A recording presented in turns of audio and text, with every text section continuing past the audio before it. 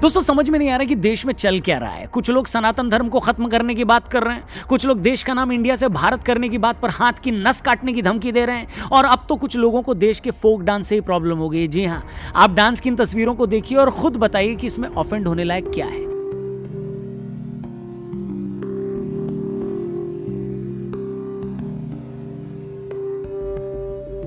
ये एक folk dance है जिसे G20 में मेहमानों के स्वागत के मौके पर कुछ छोटी बच्चियां परफॉर्म कर रही थी। मगर ये जानकर आप अपना माथा पीट लेंगे कि कुछ कब्जीधारियों को इस लोक नृत्य से भी गैस बनने लगी है, और वो भी इतनी गैस कि चाहे तो हर एक कब्जीधारी अपने मुंह से 10-10 खाली सिलेंडर भर सकता है। हुआ ये कि G20 समिट में भाग लेने ओमान के हेड ऑफ स्टेट जब भारत पहुंचे तो उनके वेलकम के लिए कुछ बच्चियों ने लोक नृत्य किया, जिसकी तस्वीरें अभी आप अपनी स्क्रीन पर देख रहे हैं। इन तस्वीरों को शेयर करते हुए यह दावा किया गया कि ओमान के हेड ऑफ स्टेट इसे देखकर काफी अनकंफर्टेबल हो गए। यह कहा गया कि हमें पता होना चाहिए जो गेस्ट आ रहा है उसका कल्चर क्या है, क्या वो इस तरह का डांस देखने में सहज होगा क्या। बेसिकली प्रॉब्लम यह थी ना कि ओमान चूंकि एक मुस्लिम कंट्री है और एक मुस्लिम देश के शासक के सामने बच्चियों से ऐसा डांस करवाकर हमने अनजाने में उन्हें अनकंफर्टेबल कर दिया। जब से मैंने इस तरह की ट्वीट और ऑब्जेक्शंस देखे, मैं समझ नहीं पा रहा हूं कि लोग चाहते क्या हैं और इसमें परेशान होने वाली कौन सी बात है। यह बात सुनते मेरे दिमाग में एक साथ कई बातें चलने लगी, और हर बात के बेस में एक ही बात है कि इस देश में कुछ लोग अपने कल्चर को लेकर इतने डिफेंसिव क्यों हैं। वो इस देश की मेजॉरिटी से सेक्युलरिज्म के नाम पर नॉन रिलीजियस बिहेव क्यों करवाना चाहते हैं। वो पब्लिकली अपनी धार्मिक आस्था दिखाने को बुरा क्यों मानते हैं। तो आज की इस वीडियो में देश और संस्कृति को नीचा दिखाने वाली इसी सोच का हम पोस्टमार्टम करेंगे। नमस्कार दोस्तों, जय हिंद। मैं हूं रौनक और आप देख रहे हैं फन तंत्र।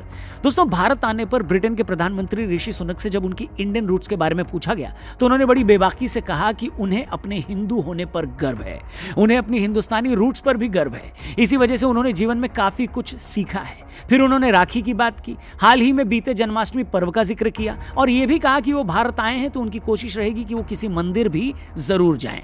I'm a proud Hindu and that's how I was raised. We just had Raksha Bandhan, so from my sister and my cousins I have all my Rakis. I didn't have time to celebrate Janmashtami properly the other day, but hopefully I said I can make up for that if we visit a mandir this time. ये पहला मौका नहीं है कि British PM Rishi Sunak ने खुलकर अपने हिंदू होने की बात पर गर्व जाहिर किया है। ये वही ऋषि सुनक हैं इंग्लैंड के प्रधानमंत्री होते हुए गले में राम नाम का गमछा बांधकर दिवाली मनाते देखे गए हैं।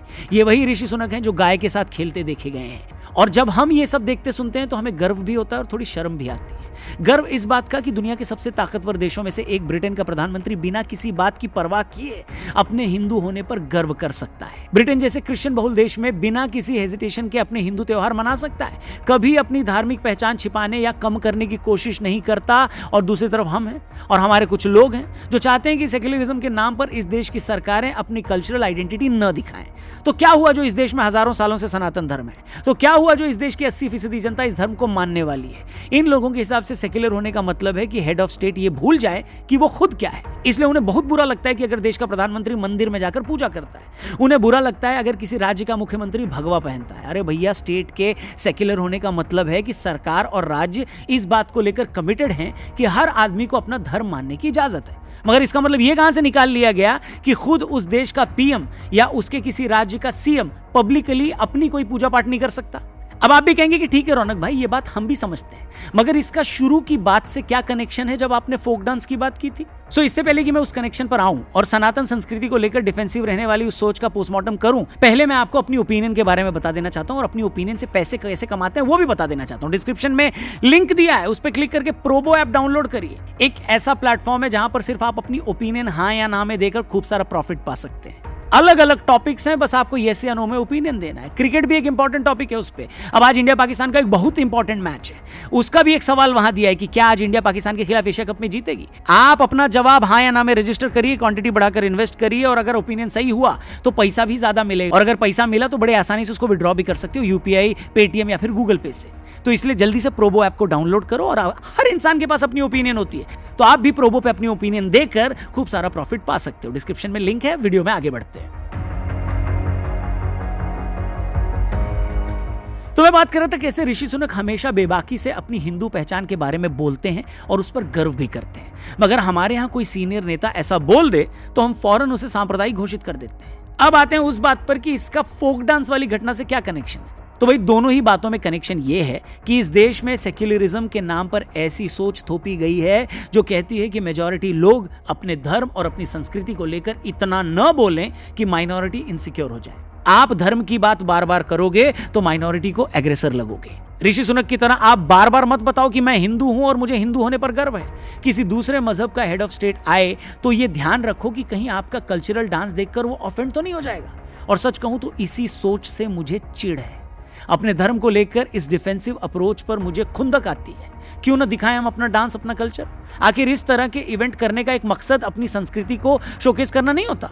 जब हम दूसरे देशों में जाते हैं तो क्या हम वहां का कल्चर नहीं देखते? अब कोई हेड ऑफ स्टेट सर से पांव तक ढकी बच्चियों का डांस देखकर ऑफेंड हो जाए, जो कि मुझे डाउट है कि वो हुए होंगे, तो इसमें हमारी क्या गलती है? आखिर क्यों हम अपनी बच्चियों के लोक नृत्य करने पर शर्मिंदा हों? क्या वो ऐसा डांस कम कपड़ों में कर रही थी, भद्दे तरीके से कर रही थी? अगर नहीं तो फिर हम इस बात का लोड क्यों लें कि कोई क्या सोचेगा?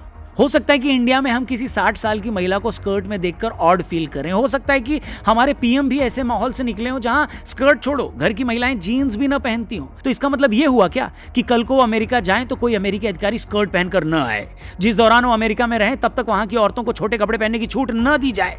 क्या सच में ऐसा होना चाहिए क्या? और क्या ऐसा हो सकता है? नहीं भाई, दुनिया ऐसे वर्क नहीं करती है। और किसी के सामने ये सब बोल भी मत देना, वरना अपने खर्चे पर लोग आपको पागल खाने में भी भर्ती करवा देंगे। हैरानी ये है कि G20 सम्मेलन के जरिए जिस तरह हम अपने कल्चर को पूरी दुनिया तक पहुंचाने की कोशिश कर रहे हैं, बजाय उस कोशिश को अप्रिशिएट करने के, उससे जुड़ी छोटी छोटी डिटेल समझने के, अपने ही कुछ लोग बेवजह ही तिल का ताड़ बनाते हैं और बाद में उस ताड़ के पहाड़ पर खड़े होकर चिल्लाना चाहते हैं। अच्छा, एक और चीज मैं जानना चाहता हूं, क्या किसी बात का कोई अंत है? कुछ लोगों को इस बात का बुरा लगा हुआ है कि हम विदेशी मेहमानों को सोने चांदी के बर्तनों में खाना क्यों खिला रहे हैं, जबकि आज भी देश में इतने गरीब हैं। कोई सेंस है इस बात की? देखो भैया, हम अतिथि देवो भव वाले लोग हैं। यहाँ अतिथि को देवता समझा जाता है, इसलिए जब भी कोई मेहमान हमारे यहाँ आता है तो उसकी सेवा में हम जमीन आसमान एक कर देते हैं। गरीब से गरीब आदमी के घर भी अगर कोई मेहमान आता है तो वो भी घर की सबसे अच्छी सीट पर उसे बिठाता है। खुद वो कैसी भी रूखी सूखी खा लेता हो, लेकिन मेहमान को अपनी औकात से बढ़कर खाना खिलाता है। मेहमानों को इस तरह का आदर सत्कार करना हमारे संस्कारों में है। हम बढ़ चढ़कर उनकी सेवा करके उनको स्पेशल फील करवाना चाहते हैं ताकि वो खुश होकर जाएं। G20 के मेहमानों को सोने चांदी के बर्तन में खाना खिलाना भी हमारी उसी सोच को बताता है। ऐसा नहीं है कि हम उनको सोने चांदी के बर्तनों में खिलाकर खुद को अरब के शेखों से बड़ा शेख बताना चाहते हैं, बिल्कुल नहीं। ऐसा करके सामने वाले को खास महसूस करवाने के अलावा हमारी कोई भावना नहीं है। और रही बात देश में करोड़ों लोगों के गरीब होने की, तो हम ये क्यों भूल जाते हैं कि कोविड के टाइम पर जब हालात बुरे थे तो इसी देश ने दुनिया के इतिहास में सबसे ज्यादा 80 करोड़ लोगों को मुफ्त अनाज दिया ताकि वो भूखे न मरे। कई जगह ये अनाज आज भी मुफ्त दिया जा रहा है। इसके अलावा इसी गरीब जनता के लिए उज्ज्वला योजना, अंत्योदय अन्न योजना, प्रधानमंत्री आवास योजना, आयुष्मान भारत योजना और गरीब कल्याण अन्न योजना जैसी दर्जनों से ज्यादा योजनाएं चलाई जा रही है। बेशक भारत अमेरिका और यूरोप की तरह अमीर देशों में शुमार नहीं है, मगर यह भी नहीं भूलना चाहिए कि भारत दुनिया की 5वीं सबसे बड़ी इकोनॉमी है। अमेरिका की आबादी से ज्यादा बड़ा तो भारत का मिडिल क्लास है। बड़े देशों में हम दुनिया की सबसे तेज रफ्तार अर्थव्यवस्था है, इसलिए इतना तो अफोर्ड कर सकते हैं ना कि घर आए मेहमानों को सोने चांदी के बर्तन में खिला पाए। मगर जैसे कि मैंने कहा ना कि जो लोग फोक डांस से लेकर सोने चांदी के बर्तनों को इशू बनाते हैं, अंदर से वो भी ये जानते हैं कि ये मुद्दे नहीं है, मगर उनकी भी कोई गलती नहीं है। जैसे कोई बैंक की नौकरी करता है, कोई आईटी कंपनी की नौकरी करता है, कोई स्कूल टीचर होता है, उसी तरह कुछ लोग अपनी नफरत की नौकरी करते हैं। और जैसे नौकरी में रोज काम पे जाना पड़ता है, उसी तरह ये भी जिन लोगों से नफरत करते हैं उनको गाली देने के लिए रोज कोई ना कोई बहाना ढूंढ कर ले आते हैं। मगर जैसा मैंने कहा ना, ये आप पर डिपेंड करता है कि आप देखना क्या चाहते हैं। देखने को तो आप बदली हुई दिल्ली भी देख सकते थे, देखने को तो आप एयरपोर्ट से लेकर प्रगति मैदान के भारत मंडपम में जगह जगह बिखरी देश की संस्कृति की छाप भी देख सकते थे। देखने को आप भारत मंडपम में रखी 27 फीट लंबी 18 टन वजनी अष्ट धातु से बनी नटराज की प्रतिमा भी देख सकते थे, जिसे रिकॉर्ड 7 महीने में तैयार किया गया। बताने को तो आप ये भी बता सकते थे कि जिन राधा कृष्णन और उनकी टीम ने इस मूर्ति को बनाया, उनकी 34 पीढ़ियां चोल साम्राज्य के वक्त से मूर्तियां बनाती आ रही हैं। 34 पीढ़ियां, समझ रहे हैं आप? मतलब न करते भी 2500 सालों से उनके पुरखे ये काम कर रहे हैं। क्या दुनिया के इतिहास में ऐसी एक भी मिसाल मिलेगी? मिलती हो तो जरूर बताइएगा। मगर नहीं, ये लोग किसी पॉजिटिव और गर्व करने लायक बात को छूना भी नहीं चाहते, न ही उस पर बात करना चाहते। न इन लोगों को मेहमानों के स्वागत से लेकर उनके स्वागत भाषण में भारतीय संस्कृति की छाप दिखाई देती है, और न ही इन लोगों को दिल्ली की दीवारों पर रामायण और महाभारत के कथानक बताती तस्वीरें दिखाई देती हैं। न इन्हें मेहमानों के स्वागत के लिए खास तौर पर तैयार की गई पीकॉक थाली दिखती है, और न इन्हें मयूर थाल में भारतीय संस्कृति की झलक दिखती है। न इन्हें वैजंती माला से लेकर रुद्राक्ष माला के जरिए किए मेहमानों के स्वागत दिखते हैं, और न ही इन्हें मेहमानों के स्वागत में प्रधानमंत्री से लेकर बाकी सारे मंत्रियों के जुड़े हाथ दिखाई देते हैं। वो हाथ क्यों जुड़े हैं, उसके पीछे क्या सोच है, न ही ये उसे समझना चाहते हैं, और न ही इन्हें G20 की टैगलाइन में लिखा वसुधैव कुटुंबकम का मंत्र दिखता है। इन्हें दिखती है तो हर जगह नेगेटिविटी। अरे क्या जरूरत थी ऐसे आयोजन की? इतने पैसे कहीं और लगा देते। इतने पैसों में तो देश भर में साबुन की 500 फैक्ट्रियां खोल लेते, बीड़ी के 10,000 कारखाने लगा लेते। तो क्या हुआ जो हमने इतना बड़ा इवेंट होस्ट कर लिया? मगर उससे क्या मिलेगा?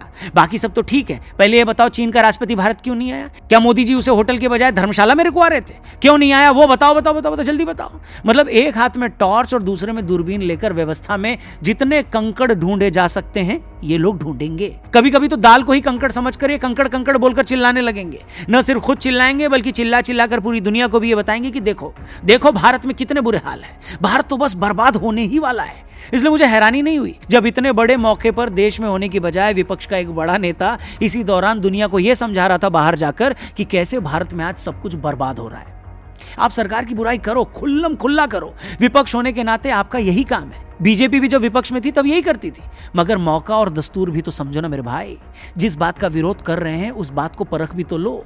आप बच्चों के फोक डांस को मुद्दा बनाते हो, सोने चांदी के बर्तनों को इशू बनाते हो, विदेशों में जाकर एक तरह से यह साबित करने की कोशिश करते हो कि जैसे इस देश की पूरी माइनॉरिटी खतरे में है। तो ये सरकार की आलोचना ही नहीं, इस देश की बहुसंख्यक आबादी की टॉलरेंस और उनकी सेक्युलर वैल्यूज पर भी एक सवाल है। आप उसे बदनाम मत करो, ऐसा गुनाह मत करो। अच्छे मौके पर जब अपनी सीट पर खड़े होकर ताली नहीं बजा सकते तो लाउड स्पीकर से बम होने की झूठी अफवाह तो मत फैलाइए। और कुछ और नहीं समझ आ रहा तो चद्दर तान कर सो जाइए, जब मेहमान चले जाएंगे तो आपको उठा दिया जाएगा, ठीक है? बूझे कि नहीं बूझे? खैर, इन सारे मामलों पर आपकी क्या राय है, आपकी क्या ओपिनियन है, कॉमेंट करके जरूर बताएगा। वीडियो अच्छी लगी हो तो अपने दोस्तों यारों से इसे जरूर शेयर करिएगा, इसे और भी लोगों तक फैलाइएगा। और जाने से पहले अपने ओपिनियन से पैसे भी कमाइएगा। डिस्क्रिप्शन में प्रोबो ऐप का लिंक दिया है, 25 रुपए का वेलकम बोनस मिलेगा, उस पर क्लिक करके इस ऐप को डाउनलोड करें। इंडिया पाकिस्तान का आज मैच है, उससे जुड़ा हुआ भी सवाल है, यस या नो में जवाब दीजिए। अगर आपका ओपिनियन सही हुआ तो ढेर सारा पैसा आपका हो सकता है, पर उसके लिए डाउनलोड करिए Probo app. Thank you for watching. Video कैसी लगी कमेंट करके बताइएगा, चैनल को भी सब्सक्राइब करके जाइएगा। और G20 में आपका भाई भी गया था, इस पे एक स्पेशल व्लॉग लेकर हम जल्दी आएंगे। थैंक यू फॉर वॉचिंग, जल्दी मिलते हैं आपको यहीं पर। जय हिंद।